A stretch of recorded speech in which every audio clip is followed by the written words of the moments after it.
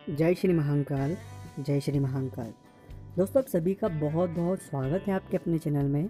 और यदि अभी तक आपने चैनल को सब्सक्राइब नहीं किया है तो प्लीज़ आप चैनल को सब्सक्राइब करेंगे और कमेंट्स में लिखेंगे जय श्री महाकाल, और वीडियो में जो लाइक का बटन है उसे दबाएंगे, क्योंकि दोस्तों हम आपको हमेशा नई और कुछ यूनिक जानकारी उपलब्ध करवाते हैं, और राशिगत जानकारी और सकारात्मक ज्योतिष केवल हम बतलाते हैं जो सही और आपको मोटिवेट करती रहे, जो जीवन में आपको हमेशा उम्मीद उत्साह से भरती रहे।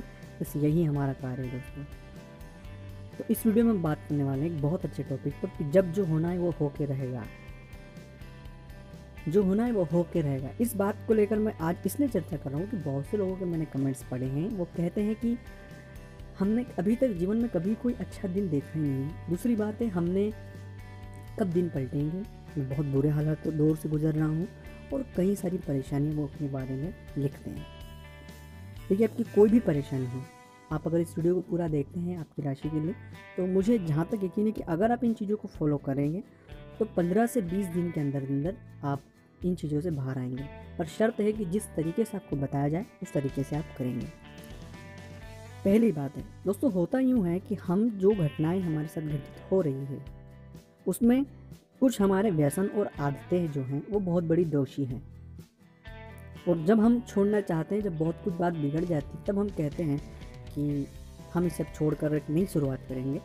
तो वो विषय एक बहुत अलग होता है। उससे पहले ये है कि अगर आप कोई भी व्यसन करते हैं आज, तो उसे छोड़ दें, क्योंकि नशा जो है वो कहीं हद तक बहुत ज़्यादा इसमें एक फैक्टर है।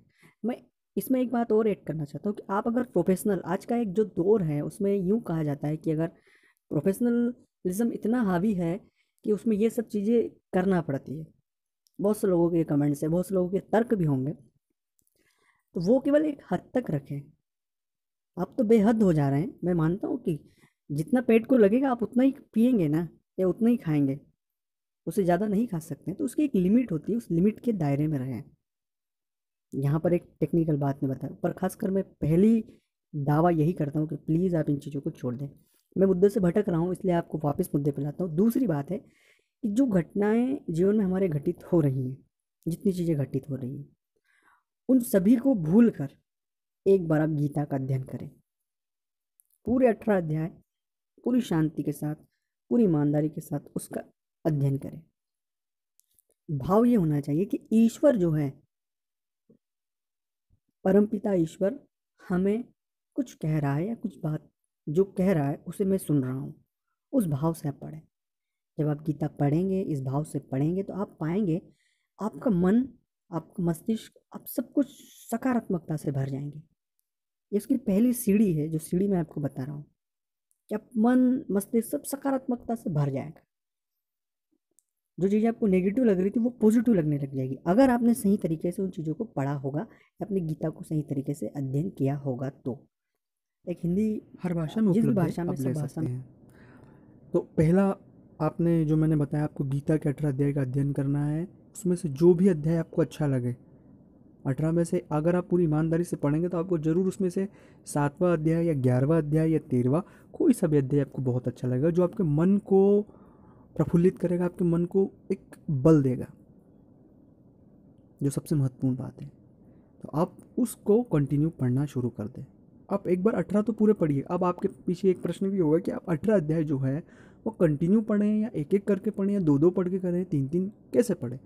आपका मन अगर हो रहा है रोज़ एक अध्याय पढ़ने का तो रोज़ एक पढ़े, आपका मन हो रहा है रोज़ दो पढ़ने का, दो पढ़िए। मतलब कुल मिलाकर आपको 18 अध्याय जल्द से जल्द, जितनी जल्द हो सके, 5 दिन, 8 दिन, 10 दिन, 15 दिन, महीने भर, जितने भी दिन आपको आपका लिमिट लगे उतने दिन में उन्हें पढ़ लीजिएगा। एक साथ बैठकर भी अगर आपकी क्षमता हो, इच्छा हो, तो एक साथ बैठकर पूरी मत पढ़िएगा। पूरी पढ़ेंगे तो आपको उबाऊ और बोरिंग लगेगा और एक टारगेट वाला काम रहेगा। इसलिए थोड़ा थोड़ा पढ़े और इन्जॉय करके पढ़े। इसमें एक टेक्निकल बात ये ध्यान दें कि उसे इन्जॉय करके, एक अच्छे मन से, एक सकारात्मक भाव से उसे पढ़ें। जब आप पढ़ेंगे तो आप, कोई आपको मोटिवेट नहीं कर सकता जितना गीता मोटिवेट कर सकती है। आप वो पाएंगे जो आपने कभी नहीं पाया होगा। आपके मन में वो ख्याल आएंगे जो आपको कभी नहीं आएंगे। तो ठीक है, पहली बात आप जान गए होंगे कि जो पहली बात आपको करना है। दूसरी बात है दोस्तों, आत्मशक्ति। जो भी व्यक्ति हैं, जो कुछ भी है, वो आत्मशक्ति से है। और आत्मशक्ति के लिए स्वयं का विचार होना बहुत ज़्यादा ज़रूरी है। जब तक आप खुद के विचार नहीं बनाएंगे, तब तक मुझे नहीं लगता कि हम कुछ अलग कर पाएंगे। तो खुद के जो व्यक्ति आज एक मुकाम पर हैं, या कोई जो भी व्यक्ति आज सामान्य है जीवन में, एक स्तर तक है आपकी नज़र में जो भी हो, उसके पीछे एक बहुत बड़ा कारण है उनका खुद का विचार है। हम आम तौर पर हमारे साथ ये, हम दूसरों के विचारों पर चलते हैं। हम खुद के विचार पर चले कि हम इस बारे में क्या राय रखते हैं, और ये गलत है या ये सही है, ये अब खुद रखें। और इसमें एक बात ऐड कर ले कि कई बार ऐसी कंडीशन में हम नेगेटिव हो जाते हैं, तो उसमें सभी पक्षों की हर विचार को सहमति प्रदान करें। इससे आपकी सकारात्मकता बनी रहेगी। थोड़ा टफ बात मैं कह गया हूँ, थोड़ा सा कठिन बात कह गया हूँ, लेकिन मैं सरल शब्दों में यही बात कहना चाहता हूँ कि जो भी बातें हैं, मतलब जो भी विचार हैं, स्वयं के विचारों को और चिंतन को बढ़ाएं। आप किसी भी चीज़ में चिंतन करें और विचारों को बढ़ाएं। ये दूसरी बात है। इसे करने से हमेशा आप किसी भी नई चीज़ को सीखने की ललक आपकी बनी रहेगी। और जीवन में अज्ञानता, मैं देखिए मैं आपको कोई गलत बात नहीं कह रहा हूँ कि अज्ञानता, मैं खुद अपने ऊपर भी बात कह रहा हूँ कि अज्ञानता इस जीवन के लिए सबसे बड़ा अभिशाप है। इसलिए ज्ञान जो है वो हर पीड़ा को हर लेता है। ज्ञान हर पीड़ा को हर लेता है। तो ज्ञान प्राप्त करते रहें, रोज कुछ न कुछ नया सीखते रहें। जब तक आप सीखेंगे तब तक जीतते रहेंगे। तो पहला आपको 2 कीवर्ड मैंने दिए हैं जिन्हें आप याद रखें। पहला, आपको गीता के 18 अध्याय का अध्ययन करना है। दूसरा कीवर्ड है कि हमेशा स्वयं की विचारधारा बनाएं, स्वयं के विचार बनाएं। और इसमें एक बात ये ऐड कर दी जाए, जैसे तीसरा भी आप कह सकते हैं कि हमेशा कुछ ना कुछ नया, रोज प्रतिदिन नया सीखते रहें, प्रतिदिन नया सीखते रहें। चाहे आप कुछ भी कर रहे हो, मैं ये नहीं कह रहा हूँ कि आप अनपढ़ हैं तो ये कर नहीं सकते। आजकल बहुत सी चीज़ें हैं, आप उनसे सीख सकते हैं। चौथी बात, अपने विचारों को बहुत खुला और ओपन रखें। जो संकीर्णता है ना विचारों की, ये भी हमारे विकास के लिए बहुत ज़्यादा बाधा है। हम छोटी छोटी बातों को लेकर वो कर देते हैं। तो अपने विचारों को बड़ा, और जितना बड़ा आप कर सके वो कर पाएँ। उसके लिए आप स्वयं का विचार पहले बनाएं। जैसे ही आप स्वयं का विचार बनाएंगे, तब आप सोचेंगे कि मैं इस बारे में क्या सोचता हूँ और मेरी क्या राय है। अगर ये डेवलप आपकी हो गई, तो आप चीज़ों को बहुत बहुत गहराई से समझने और सोचने लग जाएंगे, और आपको हर परेशानी का हल मिल जाएगा। हर परेशानी का हल मिल जाएगा। इसमें एक बात है, वाणी कौशल भी आपका बहुत अच्छा हो जाएगा। बहुत अच्छे से जो शिष्टाचार है वो बहुत बहुत ही गजब का हो जाता है।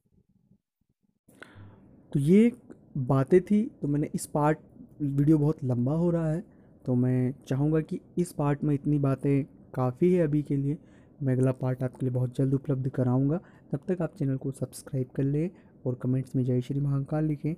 और ज़रूर बताएं दोस्तों कि आपको ये वीडियो कैसा लगा, क्योंकि उसे आप अगर बताएंगे तो मुझे थोड़ा आत्मविश्वास मिलता रहेगा, और मोटिवेट मैं खुद भी होता रहूँगा अगर आपको अपनी राय रखेंगे तो।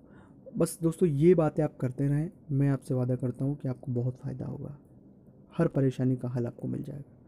तो वीडियो अगर अच्छा लगा हो तो लाइक करें, अपने दोस्तों के साथ शेयर करें, चैनल को सब्सक्राइब करें। जय श्री महाकाल, जय श्री महाकाल।